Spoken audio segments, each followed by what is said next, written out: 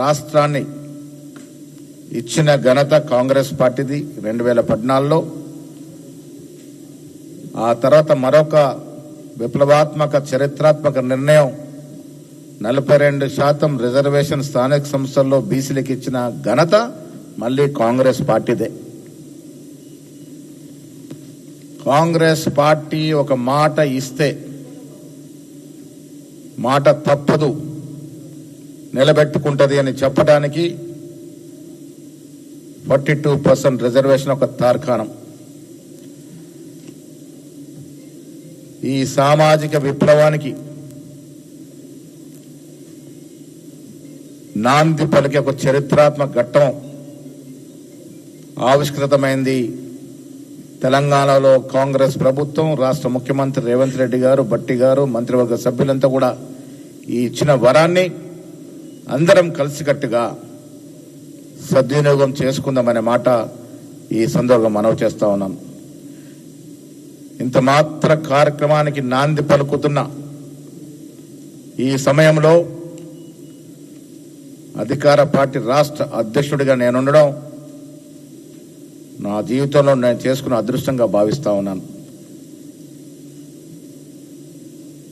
నా హయాంలో నేను అధ్యక్షుడు ఉన్న సమయంలో రాష్ట్ర ప్రభుత్వం తీసుకొచ్చిన చరిత్రాత్మకమైన ఘట్టాలు కుల సర్వే, 42% రిజర్వేషన్ దేశ చరిత్రలో ఒక విప్లవాత్మకమైన సంఘటనలు.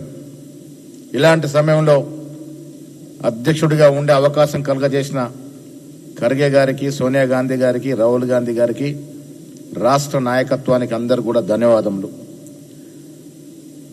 మిత్రులారా, ఇంత చక్కటి కార్యక్రమం కాంగ్రెస్ పార్టీ ఇస్తే 10 ఏళ్లు ముఖ్యమంత్రిగా ఉన్నటువంటి కేసీఆర్ గారు, వీళ్ళ ప్రతిపక్ష నాయకుడు కేసీఆర్ గారు మాకు కితాబు చెప్పినా పర్వాలే కానీ బీసీలకు ఇంత మాత్రం అవకాశం వచ్చినప్పుడు కనీసం హర్షం ప్రకటించే స్థాయిలో లేరు, అభినందన తెలిపే స్థాయిలో లేరు. 10 ఏళ్లు మీరు బీసీల్ని వంచారు ముఖ్యమంత్రిగా, మీరు మీ పార్టీ. 33% రిజర్వేషన్ బీసీలకు ఉంటే 22% తీసుకొచ్చిన దుర్గతి మీ హయాంలో జరిగింది. మీ హయాంలో మీరు బీజేపీ కేంద్ర ప్రభుత్వానికి అన్ని బిల్లులు సహకరించినారు. రాష్ట్రపతి ఎన్నిక, ఉపరాష్ట్రపతి ఎన్నిక, త్రిపుల్ తలాక్, ఆఖరికి రైతు వేకర్ చట్టాలకు కూడా సహకరించినారు. ఆ సమయంలో మీకు చిత్తశుద్ధి ఉండుంటే ఈ 42% కేంద్రాన్ని పంపి తీసుకునే అవకాశం ఉండే మీకు. మీరు మైత్రిలో ఉండే కేంద్ర ప్రభుత్వంతో. కానీ మీకు చిత్తశుద్ధి లేదు, సాధించలేకపోయినారు.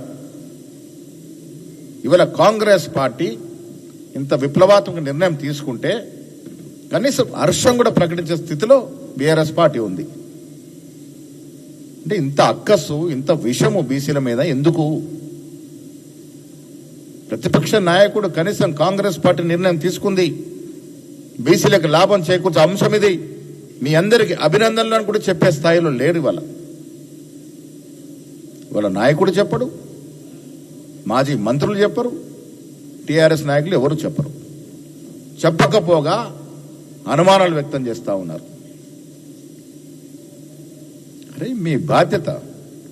ఆనాటి మాజీ బీసీ మంత్రులను అడుగుతా ఉన్నాను, మీరు అనుమానాలు వ్యక్తం చేస్తూ ఉన్నారు కదా, ఇంత చక్కటి నిర్ణయం జరిగినప్పుడు ఎందుకు కనీసం హర్షం ప్రకటించే స్థాయిలో లేరా మీరు? అంత భయమా మీ నాయకుడు అంటే మీకు? ఒక్కరు కూడా దీన్ని గమనించలే, కనీసం హర్షం ప్రకటించలే. కడుపు నిండా విషం పెట్టుకుని కౌగులించుకునే ప్రయత్నం చేస్తూ ఉన్నారు. ఇది రాష్ట్ర ప్రజలు, ముఖ్యంగా ఓబీసీలు గ్రహిస్తూ ఉన్నారు. ఎన్లైటన్ అయ్యారు ఈ రాష్ట్రంలో బీసీలు. మా వాటా ఏదైనా అడిగే స్థాయికి వచ్చినారు. వీళ్ళు హర్షం ప్రకటించలే, కనీసం అభినందన తెలపలే. బీసీ సమాజానికి, కాంగ్రెస్ పార్టీకి మీరు చెప్పకుండా చెప్పలే, కానీ బీసీ సమాజానికన్నా కనీసం హర్షం ప్రకటించి అభినందన తెలిపే పరిస్థితుల లేకుండా పోయినారు. కాంగ్రెస్ పార్టీ ఎన్నికలకు ముందిచ్చినటువంటి అంశాలన్నీ కూడా ఒకటొకటిగా ఇంత ఆర్థిక నిర్బంధం ఉన్నా పూరిస్తూ వస్తా ఉన్నాము. దాంట్లో భాగంగానే కామారెడ్డిలో ఆనాడు 42% రిజర్వేషన్ ఇస్తారని కామారెడ్డి డిక్లరేషన్ నేనే ప్రవేశపెట్టినాను వర్కింగ్ ప్రెసిడెంట్గా.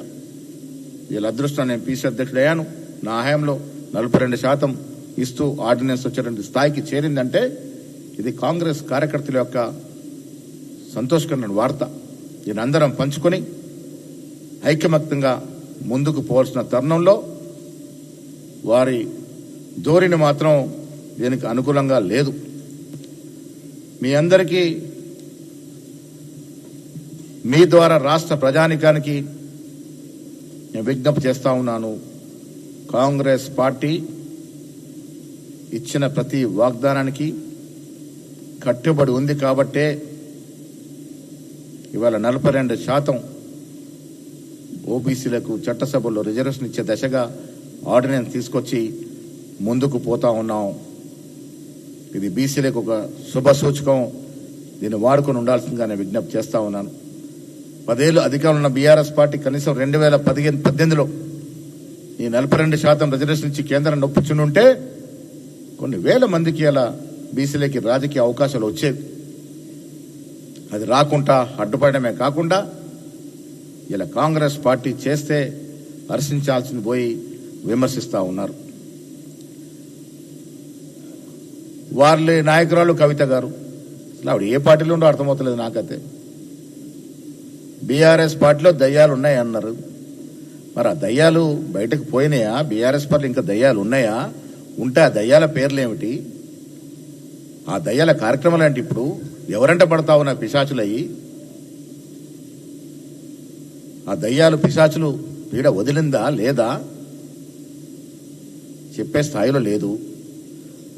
మొన్న ఆవిడ మేము ఆర్డినెన్స్ తీసుకొస్తే ఆవిడ రంగులు పూసుకొని తీర్మార్ డాన్సులు చేస్తూ ఉంది. ప్రజలు టీవీ చూసినంత నవ్వుకుంటా ఉన్నారు. రంగులు వేషాలు మార్చుకున్నంత మాత్రాన పిల్లి పులిగా మారుతుంది అనుకుంటే అది అవివేకం అవుతుంది. లిక్కర్ స్కామ్లో రాష్ట్రానికి తలవంపు తెచ్చిన కవిత భగీరథ ప్రయత్నం చేసినా ప్రజలు ఆమెను పట్టించుకోరు. తెలంగాణ రాష్ట్రం వచ్చినా సామాజిక తెలంగాణ రాలేదని చెప్పిన కల్వకుంట్ల కవిత మరి బీఆర్ఎస్ అధికారం ఉన్నప్పుడు ఎందుకు స్పందించలే? ఇవాళ బీఆర్ఎస్ వల్ల సామాజిక రాలేదని ఒప్పుకున్న ఆవిడ మరి బీఆర్ఎస్ వల్ల వచ్చిన ఎమ్మెల్సీ పదవి ఎందుకు రాజీనామా చేయట్లే? బీఆర్ఎస్ పార్టీకి ఎందుకు రాజీనామా చేయట్లే? అలా చేస్తుంటే కనీసం కొంతని నమ్మేవారేమో. అది చేయకుండా కాంగ్రెస్ పార్టీ చేసిన ఘనకార్యాలని కొంత కలర్ పూసుకొని నా వల్లే వచ్చింది. అరే విచిత్రమైన సంఘటన, నా వల్లే వచ్చింది, మేము చేసే ఉద్యమం. అసలు మేము తెలంగాణ రాష్ట్రంలో అధికారంలోకి వచ్చిన తర్వాత 42% రిజర్వేషన్ రూపకల్పన చేస్తున్నప్పుడు కవిత గారు జైల్లో ఉన్నారు.